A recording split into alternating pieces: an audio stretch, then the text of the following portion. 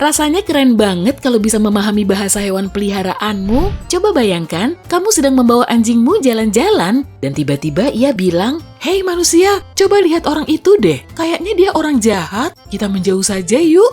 Guk! Atau saat kamu hendak meninggalkan rumah dan kucingmu yang lagi berbaring di sofa bilang, "Bro, bawa payung. Ekorku bilang nanti bakal hujan. Oh ya, makanan. Beri aku lebih banyak makanan." Secara umum, hewan peliharaanmu bisa mengungkapkan banyak hal. Ini karena mereka punya kekuatan super. Organ perasa di tubuhnya seperti mata, telinga, kaki atau cakar, dan rambutnya jauh lebih berkembang dibandingkan milik manusia. Dengan begitu, mereka bisa mendapatkan banyak informasi dari dunia luar.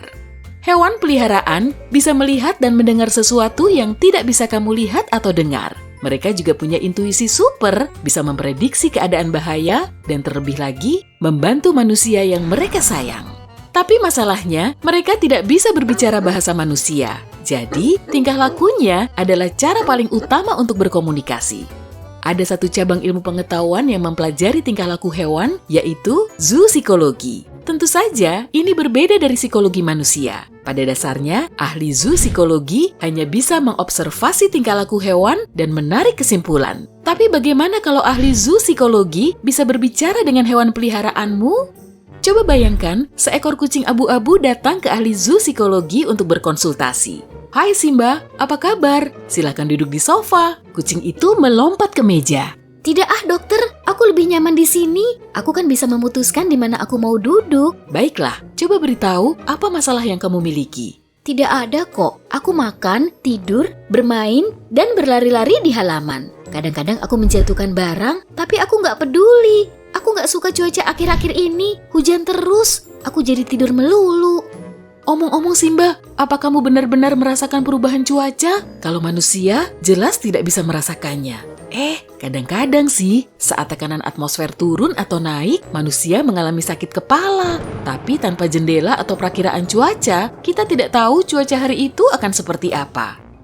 "Dokter, itu mah semudah kamu membalikan telapak tangan. Coba lihat kami deh. Kalau saat tidur, punggung kami mengarah ke perapian atau pemanas ruangan, berarti cuaca akan dingin sekali. Kalau ada badai petir mendekat, biasanya aku rusuh berlarian ke sana kemari di rumah. Tapi terkadang aku juga melakukannya kalau sedang iseng sih. Kalau aku melihat-lihat keluar jendela untuk waktu yang lama, tandanya akan turun hujan. Walau bisa jadi, aku cuma memelototi anjing tetangga saja. Aku benci dia." Wah, menarik. Apa kamu bisa merasakan sesuatu yang lebih parah? Gempa bumi atau bencana alam lainnya? Tentu saja, walau di sini jarang terjadi gempa, tapi aku pernah dengar satu cerita dari kakeknya kakek buyutku yang berasal dari Italia. Tahun 1944, di sebuah kota kecil dekat Napoli, ada sepasang lansia yang hendak tidur. Kucing mereka, Toto, mulai bertingkah aneh. Toto berlarian ke sana kemari dengan gugup mencari tempat untuk bersembunyi. Dia bahkan menolak makan malam. Wah, Toto membangunkan si pemiliknya yang sedang terlelap di tempat tidurnya dengan menepuk-nepuk pipinya. Sang istri pun berkata pada suaminya kalau Toto berusaha memberi mereka peringatan. "Aku mohon, ayo kita pergi ke rumah saudariku."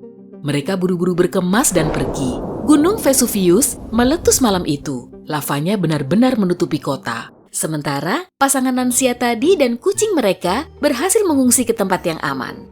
Wah, cerita yang luar biasa, Simba. Tapi aku tidak paham bagaimana Toto bisa merasakan bahaya.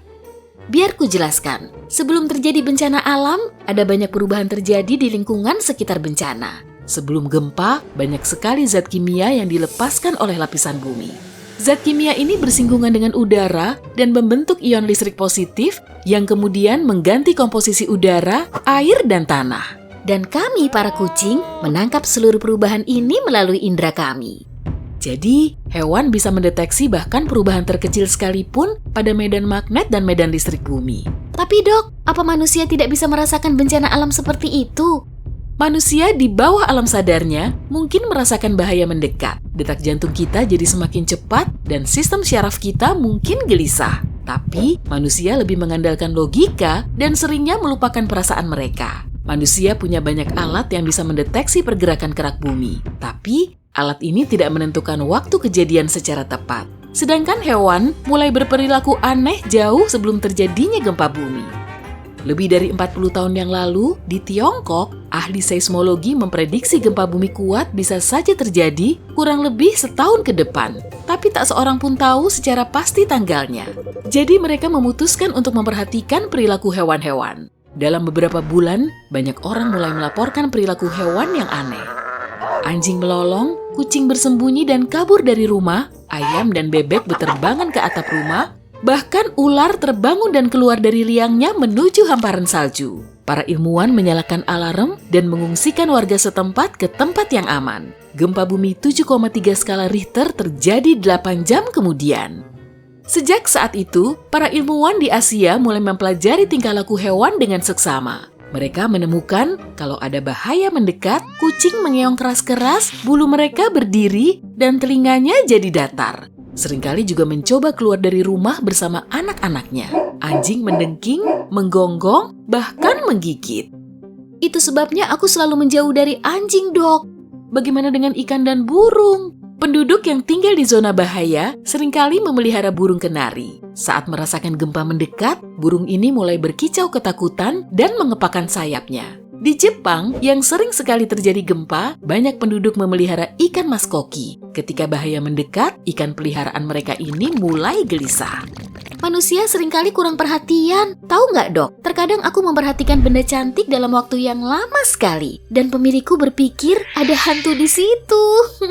Mereka cuma tidak paham kalau struktur mata kucing bisa menangkap benda terkecil sekalipun, seperti berkas cahaya atau titik debu. Tapi, di mata manusia, sepertinya kucing-kucing itu melihat area yang kosong. Kucing juga bisa melihat cahaya ultraviolet dan penglihatan kucing bisa berputar hingga 295 derajat. Dengan penglihatan ini, kucing bisa membantu manusia lebih dari sekali. Apa kamu pernah dengar cerita berikut ini? Di Malaysia, ada seorang wanita tua yang tinggal bersama kucingnya. Kucing ini bertingkah aneh sekali, terus-terusan memandang ke arah pemiliknya, lalu ke arah langit-langit. Wanita itu mengikuti pandangan si kucing dan melihat ada orang di atas sana. Bisa jadi pencuri yang berhasil mencapai loteng untuk menyusup masuk ke dalam rumah. Orang asing ini sadar kalau dia ketahuan dan segera kabur. Oh, ada lagi nih. Bertahun-tahun yang lalu, di Yugoslavia, ada seorang gadis pulang sekolah dan pergi ke taman dengan kucingnya. Saat sedang duduk santai memangku kucingnya, tak diduga kucingnya melompat ke meja dan bulunya berdiri. Lalu mulai mendesis kencang sekali. Gadis itu mengangkat kepalanya dan melihat ular menggantung di dahan pohon. Dalam satu lompatan, kucing itu berhasil menggigit ular tersebut dan menariknya turun dari pohon. Si kucing pun berhasil mengalahkan ularnya. Wow, kok manusia bisa nggak sadar ada ular ya? Karena di dunia modern, manusia kehilangan instingnya untuk bertahan hidup. Kami tidak perlu mencari makan atau bersembunyi dari hewan berbahaya. Kami terlalu sibuk dengan rutinitas serta aktivitas yang menguras pikiran dan logika. Ya, terkadang aku merasa ada sesuatu yang salah. Aku mendengar getaran bahkan di tubuh manusia. Kadang aku merasa, apa itu penyakit ya? Dan aku juga bisa mencium banyak hal loh. Tentu saja, karena indera penciuman kucing jauh lebih kuat dibandingkan milik manusia. Malah sebenarnya, kamu tidak mencium dengan hidungmu, tapi dengan organ Jacobson. Organ ini terletak di belakang gigi depanmu, di langit-langit mulut. Oh iya, indera penciuman kucing juga menyelamatkan manusia berkali-kali. Di Selandia Baru, ada kucing yang menyelamatkan seorang remaja. Dia ada di garasi suatu malam, menyalakan lilin, dan tertidur. Lilinnya pun menyebabkan kebakaran. Orang tua remaja ini sedang tidur dalam rumah dan tidak menyadari adanya asap. Kucing mereka Simba langsung bereaksi. Ia mengeong dan berlari ke sana kemari, memukul-mukul pintu garasi. Kedua orang tua bocah itu langsung menuju garasi dan memanggil pemadam kebakaran. Tak diragukan lagi, kucing memang luar biasa. Aku juga bisa mengenali orang jahat loh. Kalau aku mendesis, artinya aku tidak menyukainya. Mungkin saja ini intuisiku. Para ilmuwan juga tidak memahami sepenuhnya karena kami adalah salah satu hewan paling misterius di dunia. Dan tentu saja paling imut. Meow.